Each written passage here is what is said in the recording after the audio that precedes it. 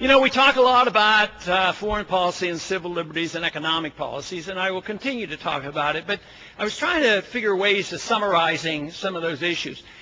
And I think the failure of our foreign policy, there are so many examples of what you can use, but one that I've used, and I think I even got to use it in one of the debates, and that is the conversation that Colonel Harry Summers had with Colonel Tu in 1974 as the Vietnam War was ending. They were getting together and dealing with prisoners and whatever. So in the discussion, our colonel was so bold because he just didn't want it to go away thinking that we were, defeatable. So he said to the colonel, he said, you never defeated us on the battlefield. And Tu looked at him, he says, you're absolutely right, but it's also irrelevant.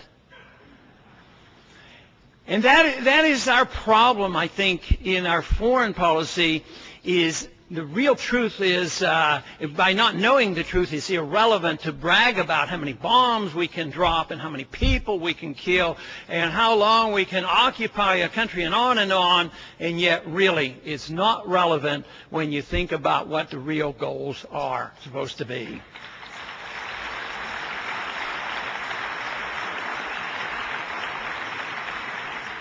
It was said after Vietnam that the Vietnamese generals who then were communicating with American generals said, you never understood, and he's talking to the Americans, you never understood what the problem was with you because you thought it was a battle between democracy and communism.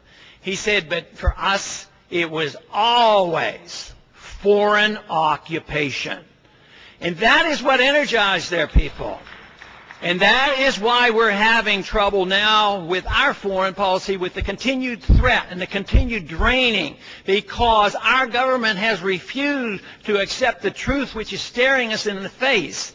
And that is that we are being brought to our knees, not militarily, but financially, because we're not willing to say that the threat comes as a consequence of bad policy. And yes, they will have the moral high ground no matter what they believe in, what their religions are, because we're 6,000 miles from our shores and we're occupying their land, and we would react the same way with any other foreign power.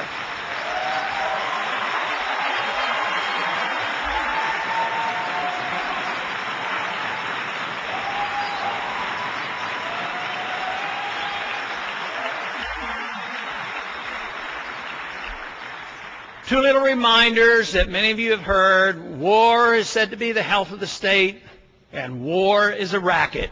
And I have come to that conclusion. It is very rare, at least in our history, where a war was absolutely necessary to defend this country. War has been used too carelessly, and it continues to be. And what were we promised in the last election? Some sympathy from some of our supporters, and even hope coming from me that with the new president we would have a different foreign policy, that a war would be ended. But what is happening? Does anybody really believe the war is going to end in Iraq? The war is continuing, unfortunately. The war is expanding in Afghanistan. It's spreading into Pakistan. But we continue to bleed, both in real sense as well as the financial sense. Exactly what the Iranians and the Al-Qaeda and Osama bin Laden, they all said, this is what we'll do. You know, just recently the Russians came along and they said, we're not going to oppose you anymore. If you want to haul weapons into Afghanistan, we're not going to resist you, and you can fly over our territory and even drive over our territory. And I thought this was rather strange. Now, why would they want to do that? Because, we're sort of in the face of the Russians as well. We've done to them what would have been the equivalent to the Russians coming and putting missiles in Mexico, and us saying, oh, we don't care about that. But I got to wondering, what would be behind the Russians wanting to do that? I think maybe they just want to keep encouraging us, keep us on it. They would like to laugh at us like we laughed at them when they got bogged down in Afghanistan.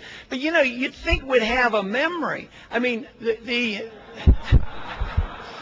Muslims have memories of thousands of years, but Americans in the military might, in our government, have a memory of about 3 weeks.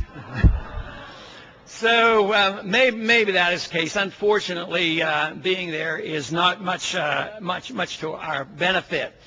But you know, in the civil liberties issue and the privacy issue, one principle that we have accepted is the principle of prohibition.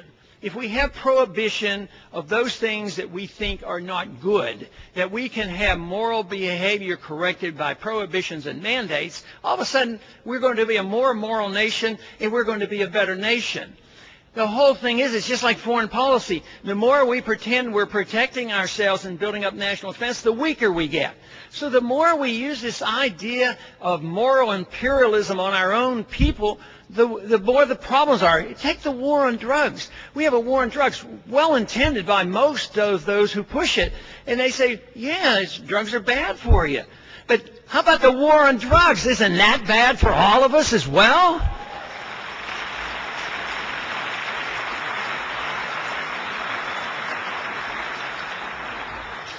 You know, when they decided to prohibit the use of alcohol, that was back in the really old days. That's actually when they talked about the Constitution, and they say, well, we can't ban alcohol. That's against the Constitution.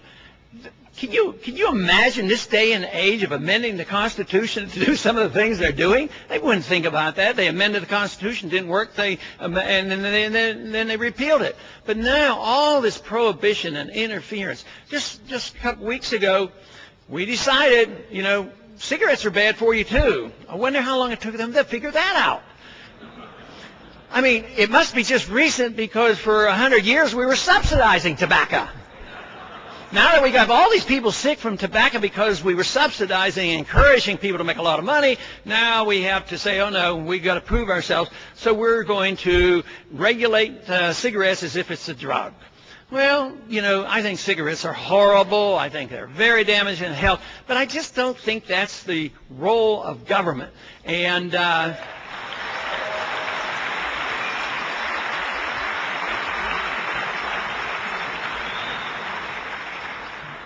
and what will it lead to?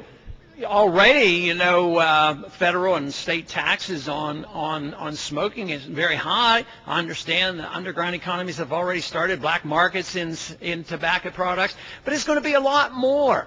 I mean, that's what will happen if they have all these rules and regulations and taxes. It will do nothing more than promote the black market and really not solve any problems. Because of the government, how long has it been putting it on a package as a danger to your health? You'd think, well, maybe that should have worked. Well, it didn't work, so they're going to the next step. But it's this principle that is so bad that we as the American people have accepted this notion that we should be tolerant of this federal nanny state. And I would say it's time to end this tolerance of the government telling us what to do every single minute of the day.